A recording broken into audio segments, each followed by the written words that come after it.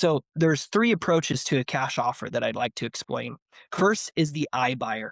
So the iBuyer cash offer is close to retail, right? But they have a 5 to 10% convenience fee. Then they do an inspection and take the Mhm. property down all the Yep. way, right? Right. And then they make them pay for their own closing costs and then they finally close, Yep. right? And at the end of the day, that offer is similar to where I would just be cash outright, Right. right? Because you come up front. You come up front. That's what I want you everybody to understand.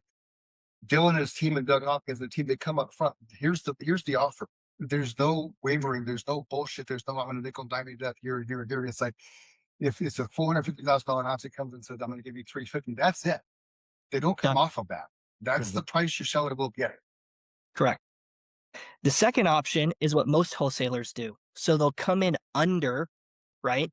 Mhm. They'll come in under. It'll still be a little high though, but they'll come in under and they have an inspection period, Mhm. right? Critical. A standard is 10 days with the Arizona purchase contract. They'll push it out to 14, sometimes even 30 days. The Yeah. whole contract will be in the inspection. And as you guys know, you can cancel during the inspection period for basically anything. Yep. And that's their out. And so they have an inspection period. Many times it's very long, and they put very little earnest money down, very little liability, right? And so they'll get this property tied up in many cases over the phone. Lots of people are trying to do this business virtually. Mhm. And then once the home's under contract, then they will go to the house, actually look at it for the first time, and then they're going to take the pictures and blast it to a couple of lists that are prevalent in the valley to try to find a contractor or another flipper to Right. actually purchase this property themselves. And if they can't do that, they go back to the seller and say, "Hey, Mr. Seller, your home's needs work. I need a price reduction of this." And then they blast the house again. And if the home doesn't sell, they'll just do it again to the seller. So they're constantly renegotiating and retrading until they can find a price that a flipper will actually pay for the property. Does that make sense? So the Absolutely. seller all of a sudden doesn't close on time, has multiple inspections. People are coming in and out of the property all the time to have potential flippers come in and walk the property. And they're not the ones actually buying it. They're having hard money issues. They're trying to get things closed on time. So it's saying it's a cash purchase, but there's still loans that are being worked out. And it is a Right. train wreck of a thing to do with. Now, take that to what we do, right? Before we ever go to the property, we've done extensive underwriting, extensive, so that we know all of the comps in the area. We've gauged it on like 3 different levels of condition where we know where we need to be at for pricing so that when I walk in the door and I'm confirming timeline, condition, and price, I can sit down and we're prepared to fully sign a contract then and there and negotiate the terms exactly the way the seller wants, where there is 0 inspection period at all. There's no out, right?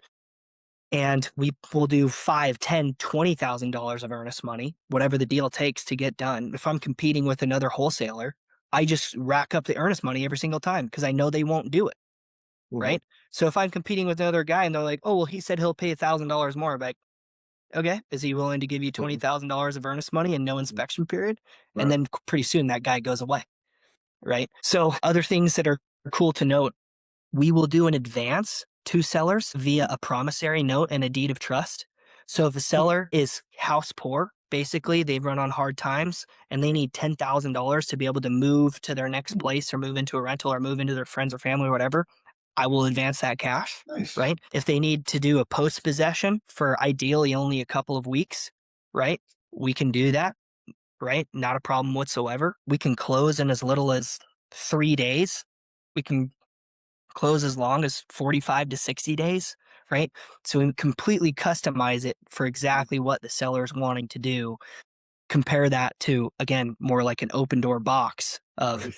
if you fit in this box, we're pretty good for you, but you have to do things with our time, our measure. There's no moving things Right. around, etc. Whereas with us, they say, "Hey, Dylan, we wanted to close in a month, but can you close in 2 weeks?" No problem.